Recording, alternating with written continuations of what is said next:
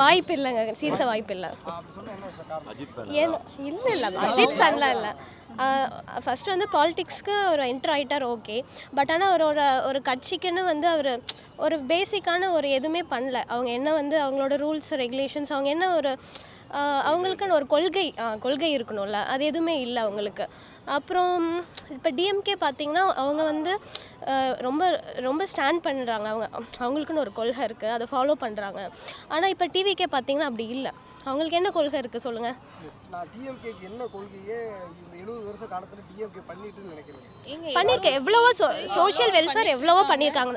அவங்க வந்து எல்லாமே பாசிட்டிவ்னு நான் சொல்ல, அவங்க கிட்ட நெகட்டிவ் இருக்குதான்.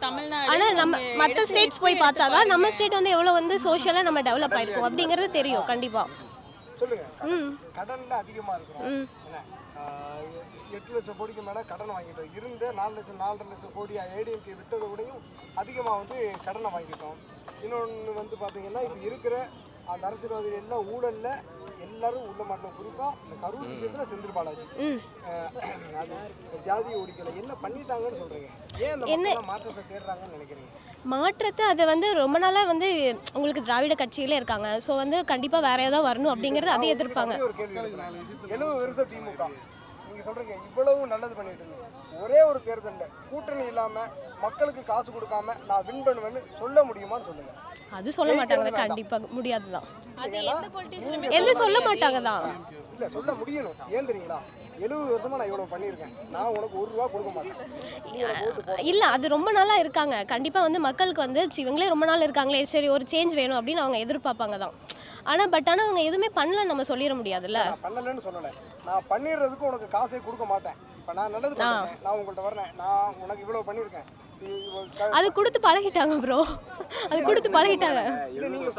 ஆமாம், கொடுக்கக்கூடாது தான், கண்டிப்பாக கொடுக்கக்கூடாது தான். அது டிஎம்கே கொடுக்குது. ஆமாம், இந்த கூட்டத்துக்கு இந்த காவேகா கூட்டம் இதை தாண்டிட்டு டிஎம்கே கூட்டத்துக்கு காசு கொடுத்தாதான் ஆளுங்க வர்றாங்க.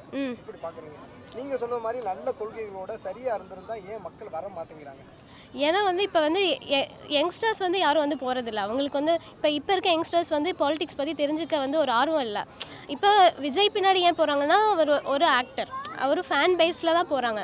இன்னும் வந்து நம்மளை மாதிரி இருக்க யங்ஸ்டர்ஸ் வந்து பாலிடிக்ஸ் வந்து இன்னும் வந்து நல்லா லேர்ன் பண்ணணும், தெரிஞ்சுக்கணும்.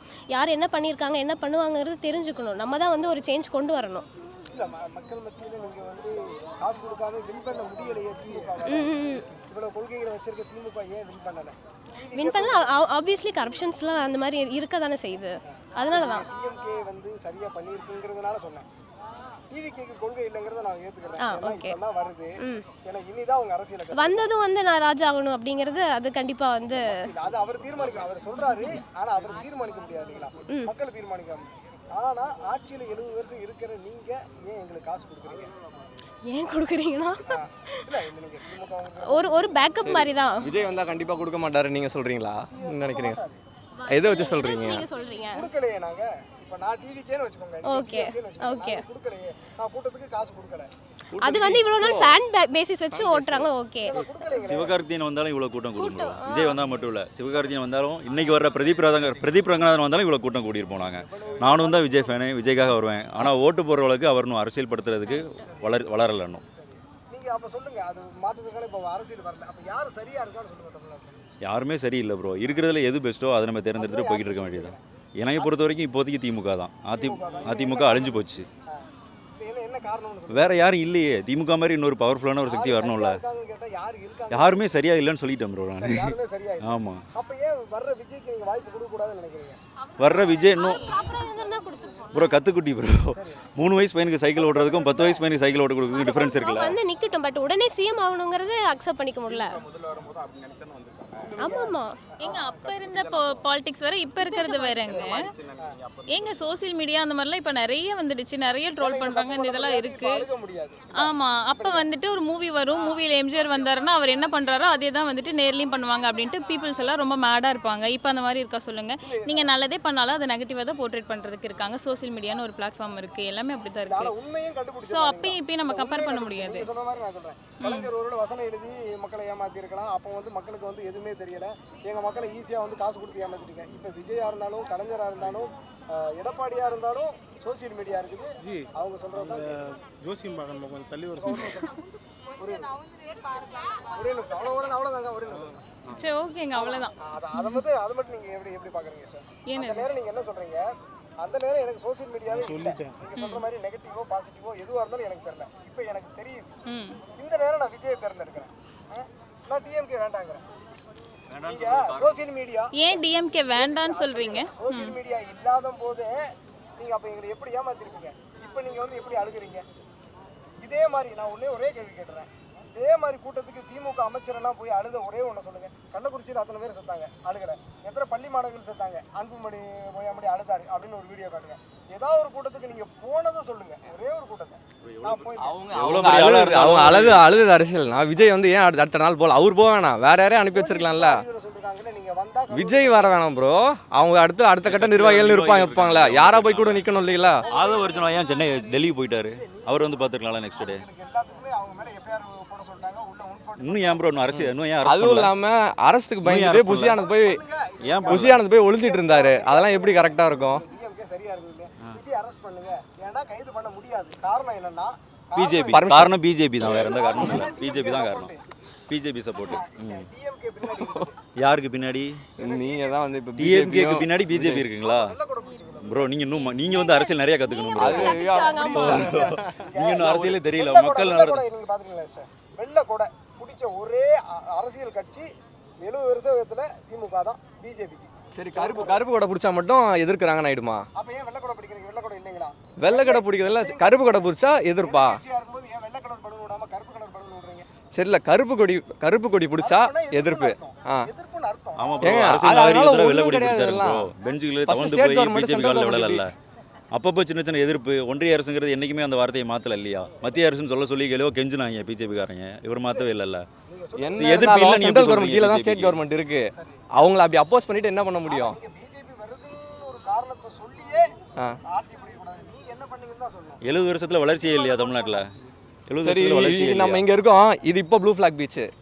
போன வருஷம் இது ப்ளூ ஃபிளாக் பீச் கிடையாது. இது எப்படி வந்துச்சு? கான்ட்ராக்ட் எடுத்திருக்காங்க தான். அது எப்படி, யார் காசுல இருந்து வந்தது? மோடி பண்ணாரு எடுத்தாங்க. கனிமொழி டிஎம்கே தானே ப்ரோ? சரி ப்ரோ, கான்ட்ராக்ட் டைட்டில் பார்க் யாருக்கு வந்தா ப்ரோ? ஜெயலலிதா அம்மாவா? மோடியா? எவ்வளவு ஊழல் பண்ணாங்கன்னு சொல்லுங்க. ஊழல் யார் ப்ரோ பண்ணாம இருக்கா? மோடி ஊழல் பண்ணாம இருக்காரா? அமித்ஷா ஊழல் பண்ணாம இருக்காரா? எல்லாரும் தான் ஊழல் பண்றீங்க. யார் ஊழல் பண்றா? திமுக ஊழல் பண்றாருங்கிற வார்த்தை என் வாயிலிருந்து வரணும் உங்களுக்கு. அதானே நான் எல்லாருமே ஊழல் பண்றாங்கன்னு பொதுவா சொல்லிட்டேன். யார் ஊழல் பண்றாங்கல்ல, ஒருத்தர் கம்மியா பண்றாங்களா நாங்க தேர்ந்தெடுத்து வச்சிருக்கிறோம், அவ்வளவுதான். சிம்பிளா சொல்லணும்னு வச்சுக்கோங்களேன். இது அதாவது இவங்க 2 பேரும் வேணும் அப்படின்ற மாதிரிலாம் இல்ல. வேற யாராவது வந்தா நல்லா இருக்கும் தான் தோணுது. ஆனா நல்லா விஜயும் வந்து நினைக்கிற மாதிரி விஜய் மேபி வரலாம். ஒரு 10 வருஷத்துக்கு அப்புறமோ 15 வருஷத்துக்கு அப்புறமோ வரலாம். ஆனா அவர்கிட்ட நிறைய மாற்றங்கள் வேணும். அவர்கிட்ட இருக்க கூட்டத்தை வந்து ஓட்டு அரசியலா மாத்தணும்னு துடிக்கிறாரு. அப்படி இல்ல, விஜயுமே அவரை பார்க்க வந்த கொள்கை அரசியலா அவர் கொண்டு வராங்க. அப்படி வந்தா வாய்ப்பு இருக்கு. ஆனா 2026ல வாய்ப்பு இல்ல. பயங்கரமான ஒரு பாப்புலாரிட்டியும் நான் கூப்பிட்டாங்கன்னு வந்தாங்க. ஓகே, இல்லை அதான் ப்ரோ, என்ன டிஎம்கே ஏடிஎம்கே இருக்காங்க, அவங்க 2 பேர் தாண்டி வர்றது வந்து கஷ்டம் தான். விஜய் ஸ்ட்ராங்காக இருந்துச்சுன்னா மாற்று இருந்தாலுமே இப்போ வந்து கொஞ்சம் டிவிகேக்கு வந்து ரொம்ப டேமேஜ் ஆச்சு இந்த கரூர் இன்சிடென்ட்க்கு அப்புறம். அவர் போய் என்ன பண்ணாலும் பிரச்சனை இல்லை. அவங்க கூட யாராவது ஸ்டாண்ட் பண்ணியிருக்கலாம், அவங்க ஸ்டாண்டும் பண்ணல. ஆனால் வந்து அந்த நேரத்தில் போலீஸ் வந்து அவங்கள வந்து அறிவுறுத்தினதா வந்து சொல்லியிருக்காங்க. நீங்கள் பார்த்துருக்கீங்க. இன்னும் நீங்கள் மேலும் கரூரில் இருந்தீங்கன்னா இந்த பிரச்சனை ஆகும் அப்படின்னு. ஆமாம், அதனால தான் விஜய் வந்திருக்காரு. விஜய் வரல, மற்ற யாராவது போயிருக்கலாம்ல. இல்லை, நீங்கள் அந்த நேரத்தில் அங்கே தாவை கேட்காரங்க யார் இருந்தாலும் பிரச்சனை வந்திருக்கும் உங்களுக்கு தெரியும். இன்னும் ஒன்று நீங்கள் கேட்டதுனால சொல்கிறேன். கரூரில் அந்த ஆஸ்பத்திரி கொண்டு போனாங்க இல்லைங்களா, அதுக்கு 10 ஆஸ்பத்திரி இருந்துச்சு. ஆஸ்பத்திரி கூட ஆம்புலன்ஸ் நிறுத்தலை. வந்து அன்பில் பொய்யாமொழி இந்த மாதிரி அழுததே கிடையாது. குழந்தைகள் அழுதது வர செந்தில் பாலாஜியோ உதயநிதியோ ஸ்டாலினோ இந்த மாதிரி ஓடி வந்ததே கிடையாது. கரெக்டு தான். அதெல்லாம் எப்படி பார்க்குறீங்க? அது அவங்க சைடு ஓகே, அவங்க சைடு அது ஒரு அரசியல். இவங்க சைடும் அதாவது இப்போ என்னன்னா இவங்க முடிஞ்சாலும் அவங்க மேலே எந்த தப்பு இல்லாத மாதிரி பார்த்துருக்கணும். அவங்க அந்த விஷயத்தில் கொஞ்சம் கொண்டு விட்ட மாதிரி தான் இருக்குது. அப்போ மக்களுக்கு தெரிஞ்சிடும் இல்லைங்களா எது உண்மை அப்படின்னு தெரிஞ்சிடும். ஏன்னா எல்லா விஷயம் 2 பேர் மேலேயும் கொஞ்சம் தப்பு இருக்குது ப்ரோ. அது இல்லாமலாம் இல்லை. தலைவராக விஜய் இருப்பார்னு நினைக்கிறீங்களா?